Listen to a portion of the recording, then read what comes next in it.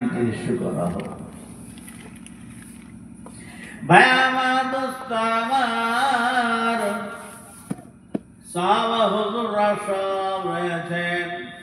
এক সাহাবা হুজুর বলেন, ইয়া রাসূলুল্লাহ ইয়া হাবিবাল্লাহ হুজুর, এই জায়গাটা হলে কেমন হয়?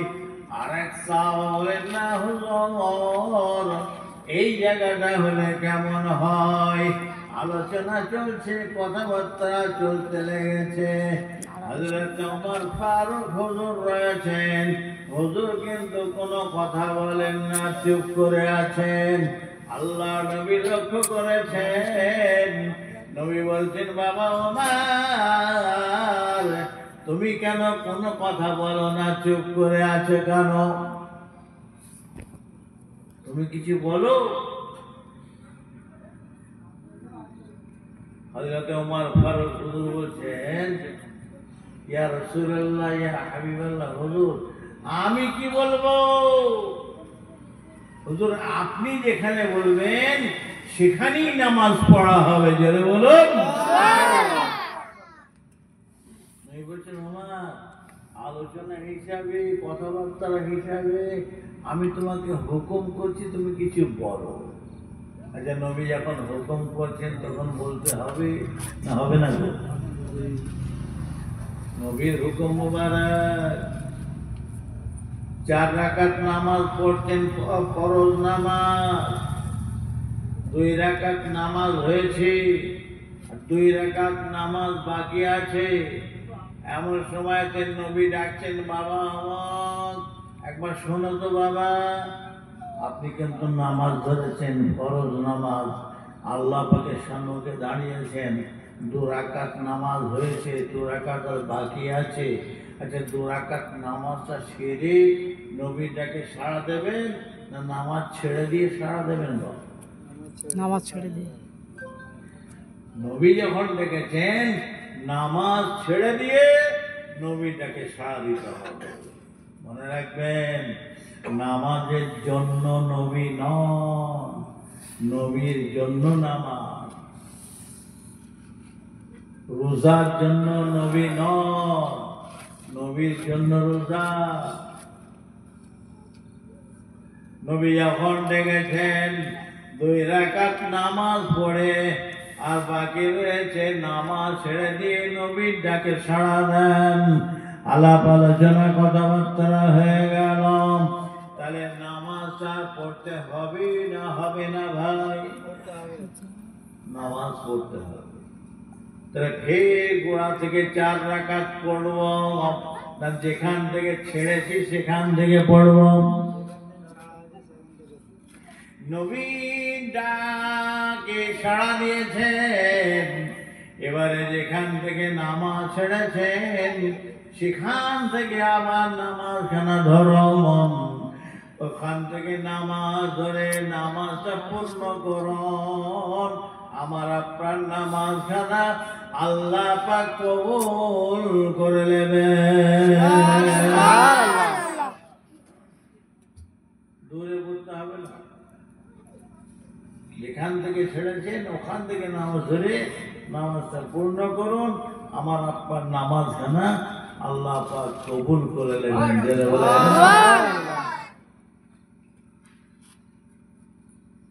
তো নবী বলছেন, বাবা ওমর, আলোচনা হিসাবে, কথাবার্তা হিসাবে আমি তোমাকে হুকুম করেছি, তুমি কিছু বলো।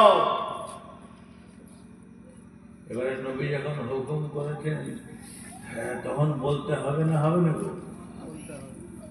বলতেই হবে। আল্লাহর ফাকল আদাব। হযরতে ওমর ফারুক রাদিয়াল্লাহু তাআলা আনহু বলেন, ইয়া রাসূলুল্লাহ ইয়া হাবিবাল্লাহ হুজুর, আপনি যখন হুকুম করছেন আলোচনা হিসাবে, কথাবার্তা হিসাবে, হুজুর আমার মনটা বলতে লেগেছে যে পাথরটার উপরে দাঁড়িয়ে দাঁড়িয়ে হযরতে ইব্রাহিম আলাইহিস সালাম আল্লাহর কাবা বাইতুল্লাহ শরীফ তামির করেছিলেন। ওই মাকামে ইব্রাহিমে 2 রাকাত নামাজ পড়লে কেমন হয়? আলোচনা চলছে, কথাবার্তা চলতে লেগেছে। রব্বুল আলামিন আল্লাহ বলেন, ও জিবরাইল, যাও, চলে যাও, চলে যাও, চলে যাও, আমার হাবিবের দরবারে চলে যাও। আমার হাবিবকে গিয়ে বলো, জমিনের মুখ থেকে ওমর যে রায় পেশ করে দিয়েছে, আমি রব্বুল আলামিন আল্লাহ ওমরের রায়কে আমার আশপাকে কবুল করে নিয়েছি।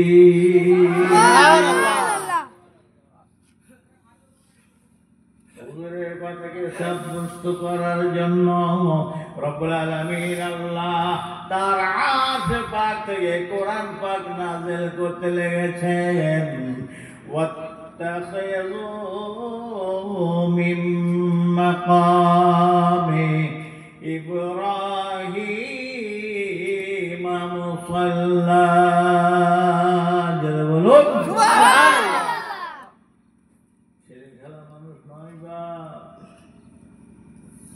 হযরতে ওমর ফারুক বলে কথা, কত বড় তার মানুষ।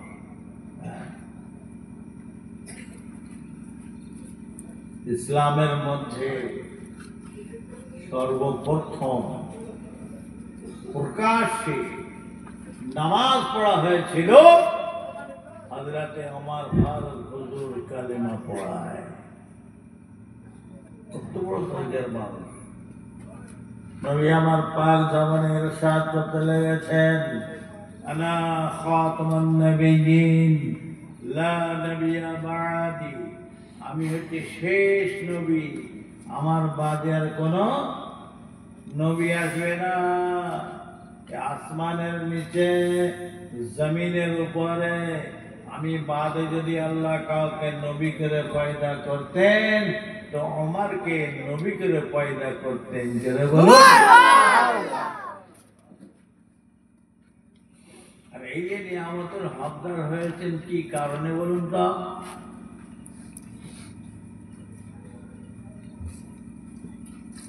মূল কারণটা কি গো? মূল কারণ হচ্ছে আদব। আদব তাজিশ রশদ লুৎফে ইলাহি বিআদম মাহরুম রশদ ফজলরা। যারা বেয়াদব হয় তারা আল্লাহর রহমত থেকে বঞ্চিত হয়ে যায়, আর যারা আল্লাহর রহমত থেকে বঞ্চিত হয়ে যায় তারা জাহান্নামী হবে না জান্নাতি হবে? ভাই, রহমত থেকে যখন বঞ্চিত, জাহান্নামী ছাড়া কি হবে? আসরের নামাজ পর নবী আমার দোয়া চাইতেন আল্লাহ পাকের দরবারে, আয় রব্বি আল্লাহ, আবু জেহেল কিংবা ওমর দুইজনার একজনাকে মুসলমান করে ইসলামের রওনাককে আপনি বাড়িয়ে দিন। নবী আমার দোয়া চাইছে। নাম ধরলেন কয়জনা? দুইজনা। হযরত ওমর ফারুক হুজুর আর আবু জেহেল। আবু জেহেল নবীর কে গো? চাচা। আর হযরত ওমর ফারুক কিন্তু চাচা নন, তিনি কখনো কুফফারদের মধ্যে। নাম দুইজনা ধরেছেন, দুইজনার মধ্যে একজনাকে আপনি মুসলমান করে ইসলামের রওনাককে আপনি বাড়িয়ে দিন। দোয়াখানা কার নসিবে হলো? হযরতে ওমর ফারুক রাদিয়াল্লাহু তাআলা আনহু। কিন্তু আবু জেহেল তো চাচা, চাচার নসিবে হলো না কেন? চাচা হলে কি হবে? আবু জেহেল ছিল বেয়াদব, ওর মধ্যে আদব ছিল না, ও ছিল গোয়ার। আর হযরত ওমর ফারুক হুজুর কুফফারদের মধ্যে থাকলেও তার মধ্যে আদব ছিল। আর এই আদব থাকায় নবীর দোয়া তার নসিবে হয়ে যায়। সুবহানাল্লাহ। সেই হযরত ওমর ফারুক হুজুর যখন আল্লাহ ইসলাম কবুল করে মুসলমান হয়েছিলেন, তখন প্রকাশ্যে নামাজ পড়া হয়েছিল। আর তা না হলে কুফারে মক্কা তাদের উপর জুলুম অত্যাচার যা মুখে বর্ণনা করা যায় না। অন্য লোক কি জুলুম অত্যাচার করেছে, হযরতে ওমর ফারুক হুজুর কম করেন না। নবী আমার যখন আল্লাহ দ্বীন ইসলাম প্রচার করতে লেগেছেন, একে একে সব নবীর হাতে হাত দিয়ে আল্লাহর মহামানী কালিমা পাঠ করে ইসলামের সুশীতল ছায়াতলে এসে সব পৌঁছাতে লেগেছে।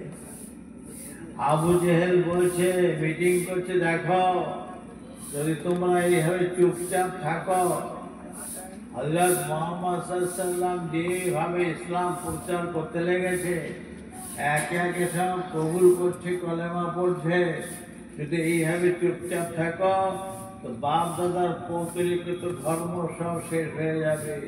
কে আছো? হযরত মুহাম্মদ সাল্লাল্লাহু আলাইহি ওয়াসাল্লামের মাথা কেটে আনবে,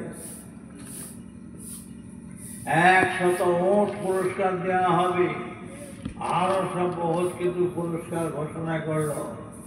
আরবের বিখ্যাত পাহালওয়ান, খ্যাতনামা পাহালওয়ান বীর পুরুষ হযরত ওমর ফারুক হুজুর উলঙ্গ তরবারি নিয়ে দাঁড়িয়েছে, উলঙ্গ তরবারি নিয়ে, যে আমি যাব হযরত মুহাম্মদ সাল্লাল্লাহু আলাইহি ওয়াসাল্লামের মাথা কেটে আনতে। কঠিন প্রতিজ্ঞা করলো, কঠিন প্রতিজ্ঞা করলো। দুনিয়ার মুখে দুটো মানুষ থাকবে না, একটা মানুষ থাকবে, হয় মুহাম্মদ সাল্লাল্লাহু আলাইহি ওয়াসাল্লাম থাকবে, নাই আমি ওমর থাকব। কঠিন প্রতিজ্ঞা করে উলঙ্গ তরবারি নিয়ে চলেছেন। কার কাছে? নবীর কাছে যাচ্ছেন। কেন? সেল মুবারকখানা জুদা করবেন, নবীকে শহীদ করে ফেলবেন। যখন চলেছেন তরবারি হাতে নিয়ে রাস্তাতে হেঁটে হেঁটে সম্মুখ থেকে এক সাহাবা হুজুর আসছিলেন। এই অবস্থায় দেখে তখন বলছেন, ওমর তুমি উলঙ্গ তরবারি হাতে নিয়ে কোথায় চলে যাও? বলে আমি চলেছি হযরত মুহাম্মাদের মাথা কাটতে। শোনার পর বলছে, কি বলছো তুমি? হযরত মুহাম্মাদের মাথা কাটতে? আচ্ছা একটা কথা বলবো, শুনবে? বলে কি বলতে চাও বলো।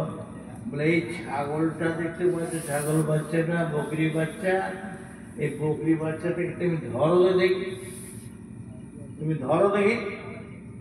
হযরত ওমর ফারুক হুজুর এই বকরি বাচ্চাটাকে ধরতে যাচ্ছেন। সে বকরির বাচ্চা কোনো মতেই ধরতে পারছেন না, মাও মেরে পালাচ্ছে, হেঁপিয়ে গেছে। তখন সাহাবা হুজুর বলছেন, ওমর একটা বকরির বাচ্চাকে তুমি ধরতে পারো না, আর আল্লাহর বাগ বলে কথা, নবী বলে কথা, তুমি আবার যাচ্ছ তার সের মোবারক জুদা করতে, মাথা কাটতে। বলছে তোমার কথা শুনে মনে হচ্ছে তুমি মনে হয় ইসলামে দীক্ষিত হয়েছ, ইসলামের দীক্ষায় দীক্ষিত হয়েছে মনে হচ্ছে তুমিও কালেমা পড়ে মুসলমান হয়েছ। বলে আপনি ঠিক বলছেন, আমিও নবীর হাতে হাত দিয়ে আল্লাহর মহাবাণী কালেমা পাঠ করে মুসলমান হয়েছি। বলে তবে চলে এসো, তোমার মাথাটা আগে কেটে দিই, তারপরে মুহাম্মদের মাথা কাটা হবে। বলে ওমর আমার মাথা আর হযরত মুহাম্মদ সাল্লাল্লাহু আলাইহি ওয়াসাল্লামের মাথা পরে কাটবে। তোমার কি জানা আছে তোমার ঘরে ইসলাম প্রবেশ করেছে, তোমার বোন, তোমার বহনাই আল্লাহ দিন ইসলাম কবুল করে মুসলমান হয়েছে? হযরত ওমর ফারুক বলছেন, আমার তখন গাটা এমন জ্বালা করে উঠেছে, যেমন গায়ে পেট্রোল ঢেলে দিয়ে আগুন ধরিয়ে দিয়ে যেমন জ্বালা করে, তার থেকেও অধিক জ্বালা করছে যে আমার ঘরে ইসলাম প্রবেশ করেছে, আমার বোন বহনায় ইসলাম কবুল করেছে। হযরত মুহাম্মদ সাল্লাল্লাহু আলাইহি ওয়াসাল্লাম মাথা কাটবো আমি ভুলে গেছি। বোন বহনার বাড়ির দিকে তখন চলেছি। যখন কাছাকাছি পৌঁছেছি তখন ভেতর থেকে একটা শব্দ হচ্ছে, গুনগুন গুনগুন করে শব্দ হচ্ছে, যেন কি পড়ছে, কি পাঠ করছে, তেলাওয়াত করছে। দরজা কে? আমি ওমর। এক সাহাবা হুজুরের বোন বহনাইকে আল্লাহর কালাম কোরআন পাকের কিছু অংশ তেলাওয়াত করাচ্ছেন, পাঠ করাচ্ছেন, পড়াচ্ছেন। পড়ে তখন ভয়ে আল্লাহ রে আল্লাহ, আরবের বিখ্যাত পাহলওয়ান, খ্যাতনামা পাহলওয়ান, আর উপায় নাই, তাড়াতাড়ি করে একটা কোনো জায়গা পেয়ে লুকিয়ে পড়েছেন। বোন বহনায় দরজা খুলে দিলেন। হযরত ওমর ফারুক হুজুর ভেতরে প্রবেশ করলেন। ভেতরে প্রবেশ করার পর হযরত ওমর ফারুক বলছে, হ্যাঁ আমি কি শুনতে লেগেছি? বোন বহনাইকে বলছেন, আমি কি শুনতে লেগেছি তোমরা নাকি হযরত মুহাম্মদ সাল্লাল্লাহু আলাইহি ওয়াসাল্লামের হাতে হাতে কালেমা পড়েছ, ইসলাম কবুল করেছ, মুসলমান হয়েছ? তখন বোন বহনাই বলছেন, ভাই আপনি ঠিকই বলছেন, হ্যাঁ আমরা আল্লাহ নবীর হাতে হাতে কালেমা পড়ে মুসলমান হয়েছি। হযরত ওমর ফারুক হুজুর বলছেন, দেখো আমি বলতে চাই যা হওয়ার হয়েছে, তোমরা পুনরায় কুফফারের মধ্যে ফিরে আসো, তোমরা কালেমা ছেড়ে দাও, ইসলাম ছেড়ে দাও, মুহাম্মদকে ছেড়ে দাও। হুজুরের বোন বহনাই বলছে, ভাই আপনি কেমন কথা বলছেন? কালেমা কোরআন ইসলামকে ছেড়ে দিতে, মুহাম্মদকে ছেড়ে দিতে? আমরা সব ছাড়তে রাজি রয়েছি, কালেমা কোরআন ইসলাম মুহাম্মদকে ছাড়তে রাজি নয়। তোমার ফারুক গুসা হয়ে গিয়ে রেগে গিয়ে মোহনাইকে খুব মারতে লাগছে, খুব মারছে। এত মারা মারছেন, শরীর কেটে কেটে হু হু করে খুন জারি হয়। বোন নিজের স্বামীকে মারছে দেখে আর থাকতে পারেন না, ভাইকে বাধা দিচ্ছে যাতে না মারে, এমন আঘাত করেছেন, পাশে পড়ে চিৎকার করছেন, ওঠার শক্তি নাই। বলে এখনো খাইরে চাও, ভালো চাও, কালেমা কোরআন ইসলাম মুহাম্মদকে ছেড়ে দাও। ভাই আমার, দোস্ত আমার, হযরতে ওমর ফারুক হুজুর তার মোহনাইকে এত মারা মারছেন, মারতে মারতে মারতে হুজুর আর মারতে পারছেন না, হাঁপিয়ে গিয়েছেন। দুটো হাত অসাড় অবশ হয়ে গিয়েছে, হাত তুলে মারবেন আর মারতে পারছেন না। খুনে মাখা লাল টকটকে চেহারা মোবারক।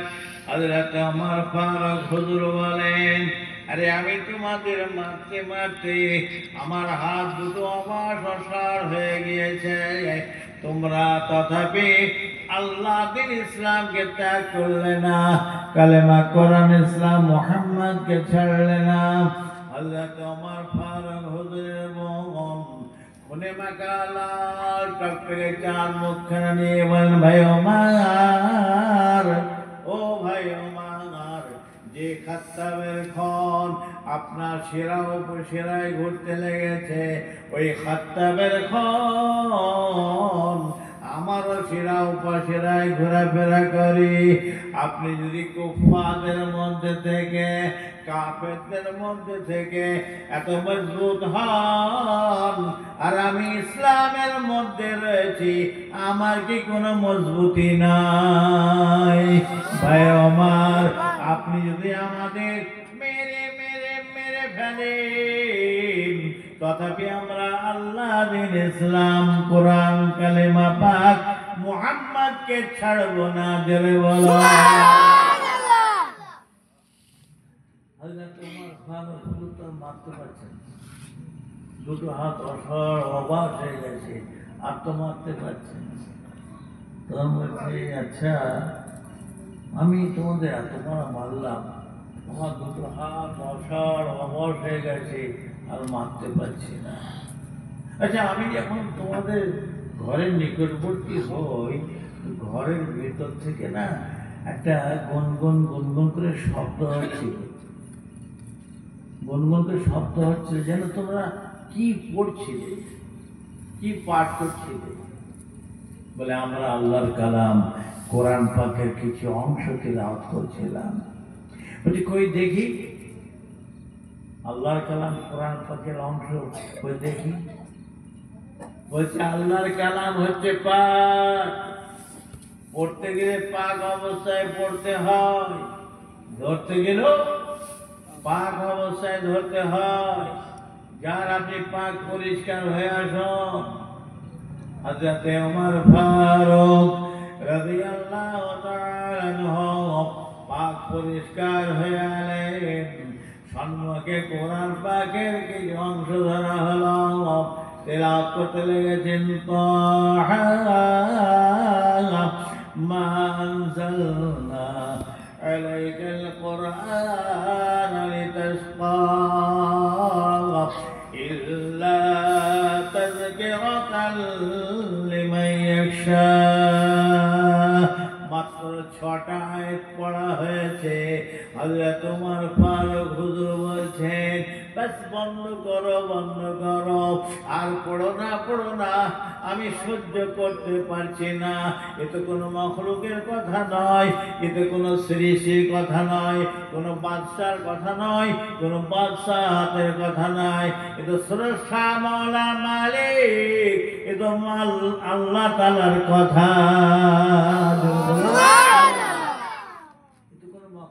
সৃষ্টির কথা নাই, এ তো স্রষ্টা মাওলা মালিক আল্লাহর কথা।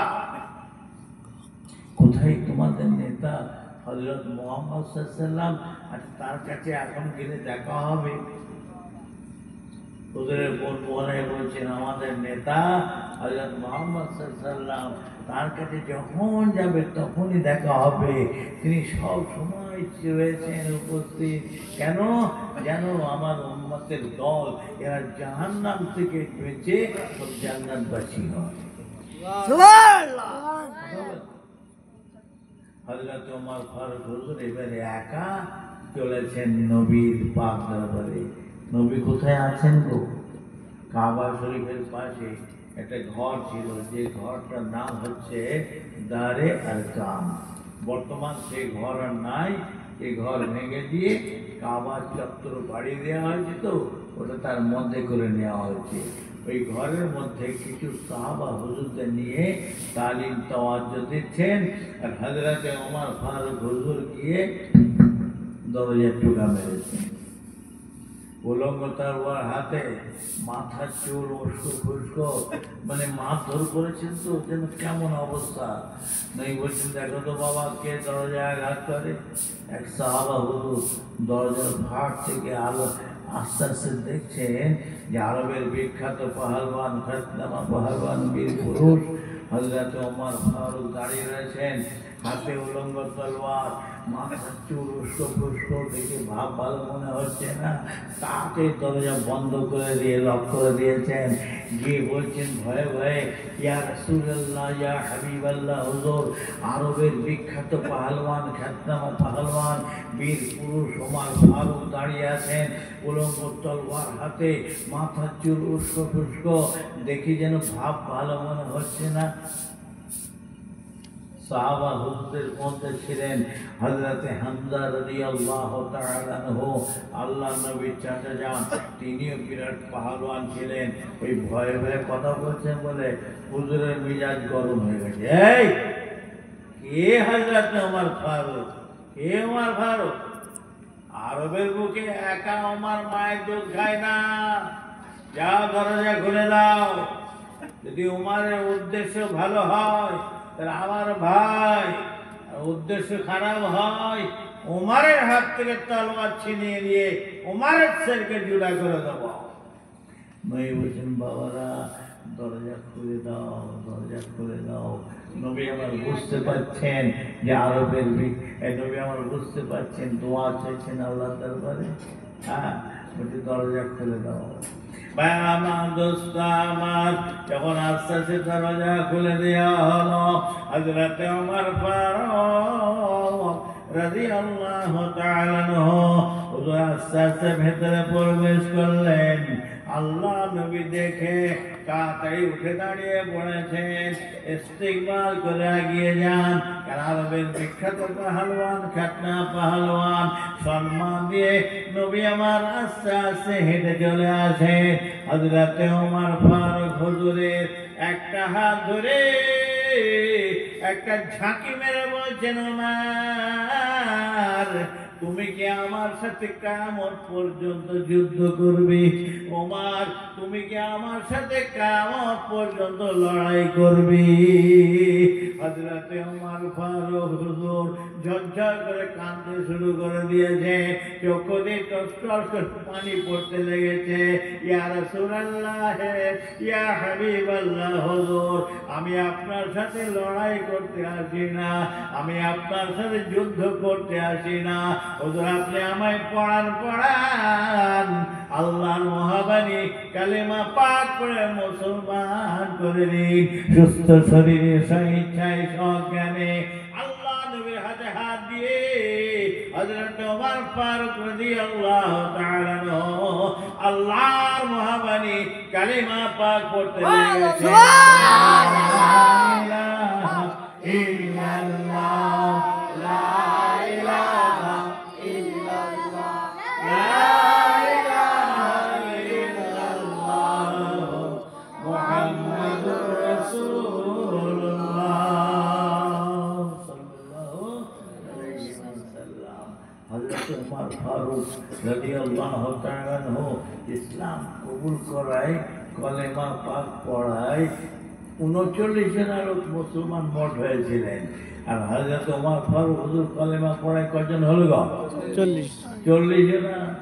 সাহাবা হুজুর বললেন জজবা হালাতে লেগেছে, আরে ওমর ফারুক আমাদের দলে এসে গিয়েছে। আল্লাহু আকবার, খুশিতে তখন তাকবীর দিচ্ছেন, একটা ডাঙরের তাকবীর, আল্লাহু আকবার। এত জোর চিৎকার করে আল্লাহর নাম ওখানে নিয়েছিলেন, অর্থাৎ গালগালা শহর পর্যন্ত গিয়ে আওয়াজ পৌঁছেছিল, অর্থাৎ কয়েক মাইল দূরে। জুড়ে বলুন। সাহাবা হুজুরের ব্যাপার তাদের কথা আলাদা, আমাদের তো আর সে অবস্থা নাই, তাদের জুতোর ধুলোরও উপযুক্ত আমরা নয়। তা হলো বাপ কা বেটা সিপাही का झोड़ा कुछ ना होगा तो थोड़ा थोड़ा, কি গো? তো আমরা একবার খুশিতে তকবীর দিই না, নারে তাকবীর, প্যান্ডেল পার হবে তো, কি গো? আরে এমন আওয়াজ দেন আল্লাহর আরশ মোয়াল্লায় গিয়ে পৌঁছায়, নারে তাকবীর। আওয়াজ বেড়েছে না বলে নেব? এসব সর্দি কাশিতে ইঞ্জিন খারাপ হয়ে গেছে। তবে সবার কিন্তু কাশি হয় না, বলেন চেপে রেখে দিয়েছে। বলেন চাপবেন না, একবার ফুল ভলেন দিয়ে, মাইকে ফুল ভলেন দিলে না দেখবেন শব্দ হবে কম। তারপর মাইক বলছে আমার শেষ, আর ভলিউম নাই।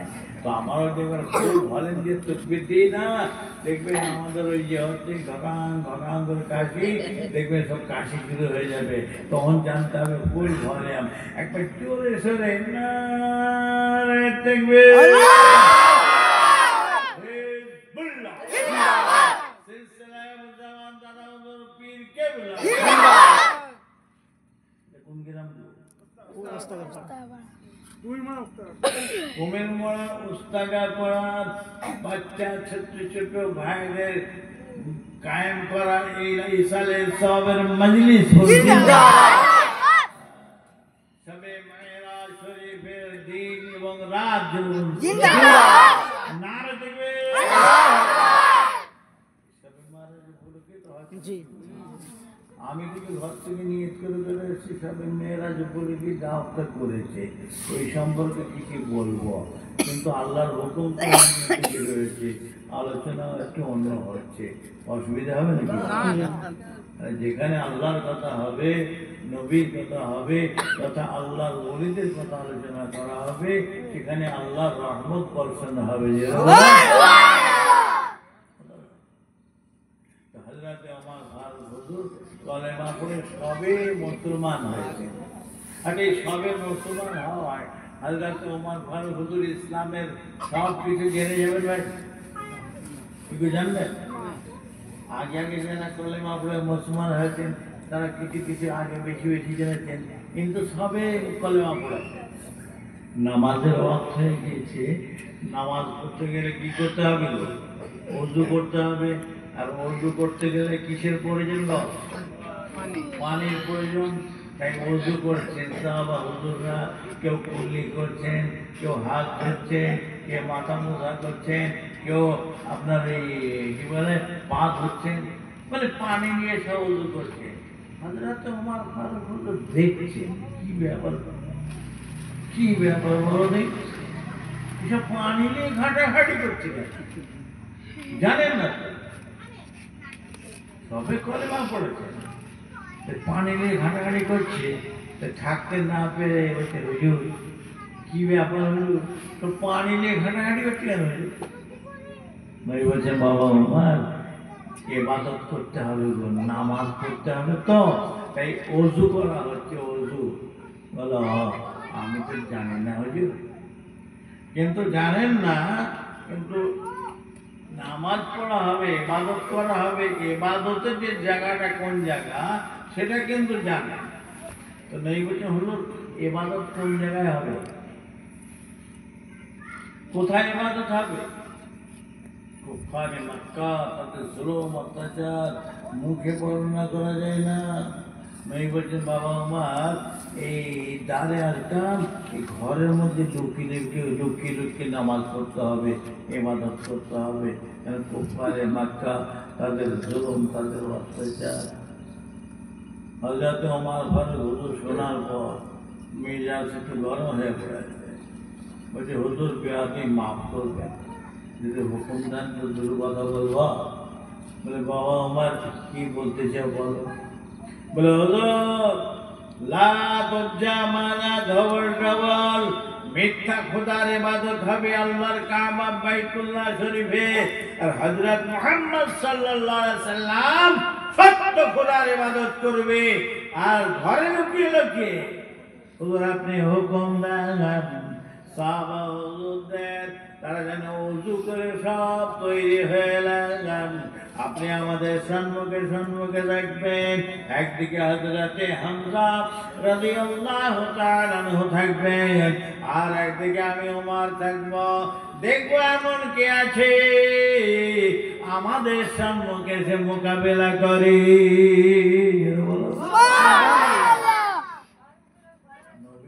খুশি হয়ে জানে ওমর যখন বলেছে, তখন সাহাবা হুজুর বলছে বাবা তাও ওযু করে দাও তো, দাও আল্লাহ নামে ওযু করো। ওযু করে সব রেডি হয়ে ছোট্ট একটা জামাত দল সাহাবা হুজুরদের নিয়ে নবী আমার চলেছেন। নবী আমার সম্মুখে চলেছেন, যার মধ্যে রয়েছেন হযরতে আবু বকর হুজুর, হযরতে ওসমান গনি হুজুর, হযরতে আলী হুজুর, যার একদিকে রয়েছেন হযরতে হামজা রাদিয়াল্লাহু তাআলা আনহু, আর একদিকে হযরতে ওমর ফারুক রাদিয়াল্লাহু তাআলা আনহু।